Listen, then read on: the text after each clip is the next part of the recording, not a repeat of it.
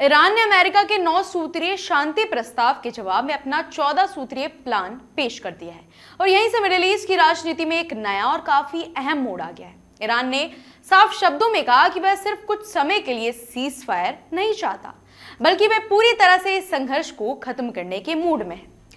उसके इस प्लान में सबसे बड़ी बात यह है कि वह चाहता है कि 30 दिनों के अंदर सभी बड़े मुद्दों का समाधान निकाला जाए, यानी लंबी बातचीत या अधूरी डील नहीं, बल्कि एक फाइनल और स्थायी समझौता। इस प्रस्ताव को पाकिस्तान के जरिए अमेरिका तक भेजा गया है, जो ये दिखाता है कि पर्दे के पीछे कूटनीतिक बातचीत तेजी से चल रही है और कई देश इसमें भूमिका निभा रहे हैं।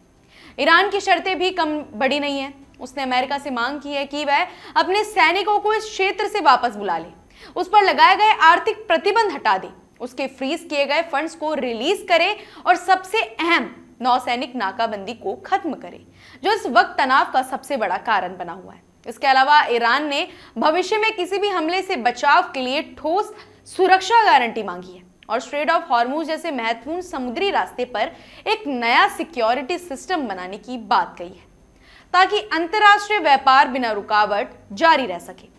अब अगर आप सोचें तो ये सारी शर्तें मानना अमेरिका के लिए बिल्कुल आसान नहीं होगा और यही वजह है कि अमेरिकी राष्ट्रपति डोनाल्ड ट्रंप ने इस प्रस्ताव पर सख्त रुख दिखा दिया है। उन्होंने कहा कि वे इस प्लान का रिव्यू जरूर करेंगे, लेकिन उन्हें नहीं लगता कि इसे स्वीकार करना आसान होगा, क्योंकि उनके मुताबिक ईरान ने पिछले कई दशकों में जो किया है उसकी पूरी कीमत अभी तक नहीं चुकाई है। ट्रंप का यह बयान साफ संकेत देता है कि अमेरिका अभी भी दबाव की रणनीति पर काम कर रहा है और बातचीत के साथ साथ सैन्य विकल्प को भी खुला रखना चाहता है। इतना ही नहीं, ट्रंप ने यह भी कहा है कि अगर ईरान कोई गलत कदम उठाता है तो नए हमले भी हो सकते हैं, यानी स्थिति अभी पूरी तरह शांत नहीं हुई है। इसी बीच एक और बड़ा विवाद खड़ा हो गया है जब ट्रंप ने अमेरिकी नौसैनिक कार्रवाई को समुद्री डकैती जैसा बता दिया था। इस बयान पर ईरान ने कड़ी प्रतिक्रिया भी दी और अमेरिका पर अंतर्राष्ट्रीय कानून तोड़ने का आरोप भी लगाया।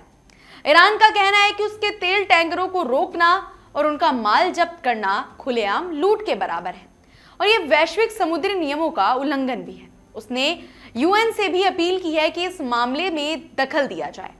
अब यहाँ सबसे बड़ा सवाल यह है कि क्या ईरान का ये 14 सूत्रीय प्रस्ताव सच में शांति की दिशा में एक गंभीर कदम है या फिर ये सिर्फ एक रणनीतिक चाल है जिससे वह दबाव कम करना चाहता है।